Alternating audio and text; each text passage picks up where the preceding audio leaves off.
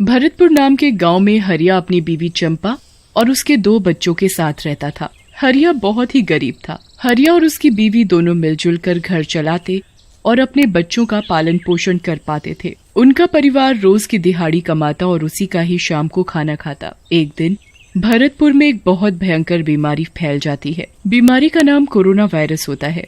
ये बीमारी बाहर जाने वाले लोगों को लग जाती थी, जिससे लोगों को बुखार, जुकाम, गले में दर्द होता था और सांस लेने में भी बहुत दिक्कत परेशानी होती थी। इस बीमारी से गांव के बहुत लोग मर रहे थे। एक दिन हरिया अपनी बीवी से बात करते हुए, चंपा, ये बीमारी कैसी आ गई है गांव में? हम अगर काम पर नहीं गए तो हम खाना नहीं खा पाएंगे। हम अपने बच्चों को कैसे भूखा रखेंगे? आप चिंता मत करो जी, हम अपना काम करेंगे। आखिर हम गरीबों के पास कोई दूसरा ऑप्शन भी कहाँ है? हमें तो रोज कमाना है और रोज का खाना है। बस मुझे ये डर है कि हम बाहर जाकर अपना काम तो करेंगे, मगर ये बीमारी हमें या हमारे बच्चों को ना पकड़ ले। इससे हमें बहुत दिक्कत हो जाएगी। हमारे पास यहाँ वैसे भी खाने के लाले पड़े हुए हैं और दवा दारू का इंतजाम तो हम बिल्कुल नहीं कर सकते। अरे कुछ नहीं होगा जी, हम इतना सोचेंगे तो कमाएंगे कैसे? ये बातचीत करते करते चंपा और हरिया अपने काम पर जाने के लिए निकल रहे होते हैं। बच्चों, हम काम पर जा रहे हैं। तुम दोनों गेट लगा के रखना और किसी को अंदर मत आने देना। तुम्हें पता है ना ये महामारी कितनी फैल रही है। हाँ बच्चों, तुम्हारे पापा बिल्कुल ठीक कह रहे हैं। तुम न किसी को अपने घर में आने देना और ना ही तुम खुद बाहर खेलने जाना। ठीक है माँ, हम घर पर ही रहेंगे। इतना बोलने के साथ ही हरिया और चंपा घर से बाहर काम पर चले जाते हैं। शाम को घर पर चंपा आती है तो उसकी तबीयत खराब सी होती है। उसके बाहर जाने से कोरोना वायरस ने उसे अपनी चपेट में ले लिया। चंपा को बहुत तेज बुखार होता है। अजी देखना, मुझे बहुत जोरों से ठंड लग रही है और मुझे जुकाम भी हो गया है।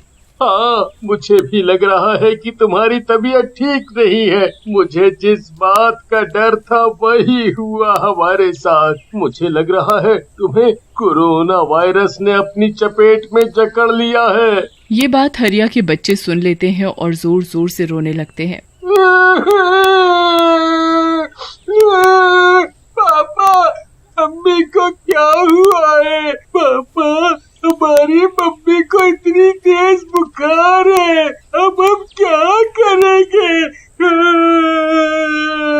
अरे बच्चों, तुम चिंता मत करो, मैं कुछ न कुछ करता हूँ।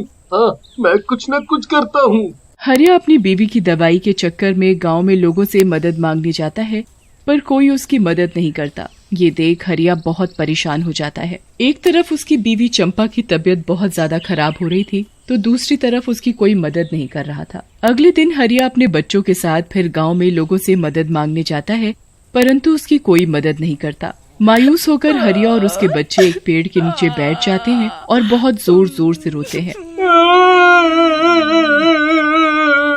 पापा, अगर हमने अपनी मम्मी की दवाई का इंतजाम नहीं किया तो हमारी मम्मी मर जाएगी। पापा, हमें कुछ करना होगा। ये सारी बात पेड़ पर बैठी चुड़ैल सुन रही होती है। तभी चुड़ैल हरिया के सामने आ खड़ी होती है। हरिया अपने बच्चों को बचाते हुए, अरे तुम मुझसे डरो मत, मैं यहाँ तुम्हारी मदद करने आई हूँ। मैंने सुना तुम्हारी बीवी बहुत बीमार है। चुड़ैल हरिया को एक कटोरा पकड़ाती है। तुम जब भी इसे हिलाओगे इसमें से एक जिन्न निकलेगा और तुम उसे अपनी परेशानी बताना, वो तुम्हारी सारी दिक्कत दूर करेगा। चुड़ैल हरिया को वो कटोरा पकड़ा कर गायब हो जाती है। हरिया अपने बच्चों के साथ उस कटोरे को लेकर घर चला जाता है। हरिया घर जाकर कटोरा हिलाता है तो उसमें से एक जिन्न सही में निकलता है। हुकुम मेरे आका, बोलो क्या चाहिए तुम्हें? जिन जी, मेरी बीवी बहुत बीमार है, मुझे पैसे चाहिए। मुझे उसकी दवाई का इंतजाम करना है, जल्दी से जल्दी। कोई दिक्कत नहीं, ये लो पैसे। जिन अपनी जादुई शक्ति से हरिया को बहुत सारे पैसे दे देता है। हरिया उन पैसों को लेकर अपनी बीवी चंपा का इलाज करवाता है और उसकी बीवी ठीक हो जाती है। ठीक होने के बाद हरिया फिर चुड़ैल का दिया हुआ कटोरा हिलाता है। हुकुम मेरे आका, क्या चाहिए तुम्हें? जिन्न जी, आपने मेरी बीवी का इलाज तो करवा दिया, अब हम सारे बहुत भूखे हैं, हमें खाना चाहिए। अरे तुम चिंता क्यों करते हो मेरे आका, ये लो खाना। जिन हरिया और उसके परिवार के लिए तरह तरह के व्यंजन प्रकट कर देता है। हरिया का परिवार उसे खाकर बहुत खुश होता है। एक दिन हरिया और उसकी बीवी चंपा को उनके मालिक ने काम से निकाल दिया होता है। चंपा और हरिया परेशान होकर घर लौटते हैं। हमारे ऊपर तो आए दिन कोई न कोई परेशानी आ खड़ी होती है। मुझे तो समझ में ही नहीं आ रहा इस समय हमें कौन काम पर रखेगा और हम अपने घर का गुजारा कैसे करेंगे। पापा, हमारे स्कूल की फीस भी आ गई है। मैडम ने फीस जमा करने के लिए बोला है। ठीक है बेटा, मैं कुछ ना कुछ इंतजाम करता हूँ, तुम चिंता मत करो, तुम बस अपनी पढ़ाई पर ध्यान दो। तुम्हें एक दिन बड़ा आदमी बनना है, मेरी तरह मेहनत मजदूरी नहीं करनी। जी पापा, हम अपनी मेहनत और लगन से एक दिन बहुत बड़े अफसर बनेंगे। अजी, एक बार हम फिर से जिन्न से अपनी मदद मांगते हैं। मुझे विश्वास है कि जिन्न जी हमारी मदद जरूर करेंगे। हाँ, तुम बिल्कुल ठीक कह रही हो चंपा, हमें एक बार फिर से जिन्न जी से मदद मांगनी चाहिए। हरिया चुड़ैल का दिया हुआ कटोरा घुमाता है और जिन्न बाहर आता है। हुकुम मेरे आका, बता तुझे क्या चाहिए? जिन्न जी, हमें हमारे मालिक ने काम से निकाल दिया है। हमें काम की बहुत परेशानी है और हम लोग बहुत परेशान हैं। अब ना तो हमारे पास कोई काम है और ना ही हमें इस समय कोई काम देगा। आप हमें बताइए, अब हम करें तो करें क्या? ठीक है, समझ गया मैं। अगर मैं तुम्हें एक छोटा सा सब्जी का भरा ठेला दे दूं, तो तुम उसे गांव में जाकर बेच तो सकते हो ना?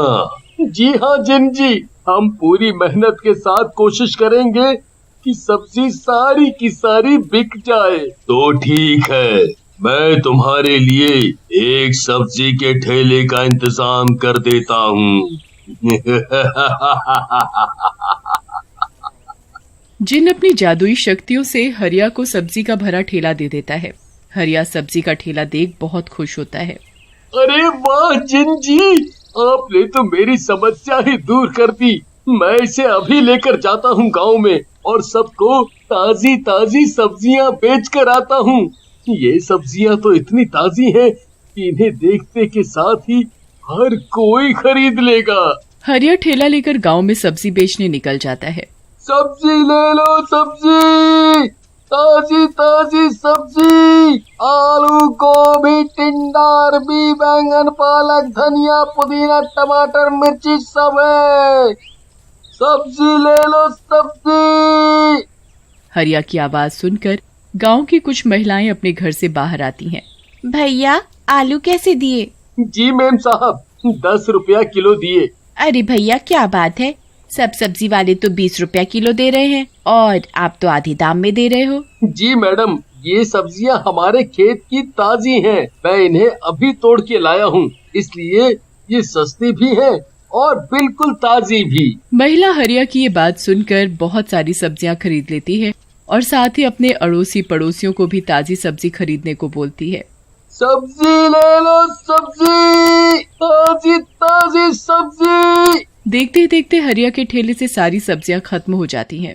सारे के सारे गांववासी ताजी हरी सब्जियों को देखकर सब्जियां खरीद लेते हैं। हरिया बहुत खुश होता है और खुशी खुशी अपने घर लौटता है। सब लोगों ने मेरी सब्जी बहुत खुशी खुशी खरीद ली। अरे वाह, क्या बात है। अगली सुबह हरिया फिर सब्जी बेचने के लिए कटोरा घुमाता है। जिन हरिया को फिर ठेला भरकर सब्जियां दे देता है। ऐसे ही हरिया जब भी परेशानी में आता, जिन से मदद लेता और जिन उसकी हमेशा मदद करता।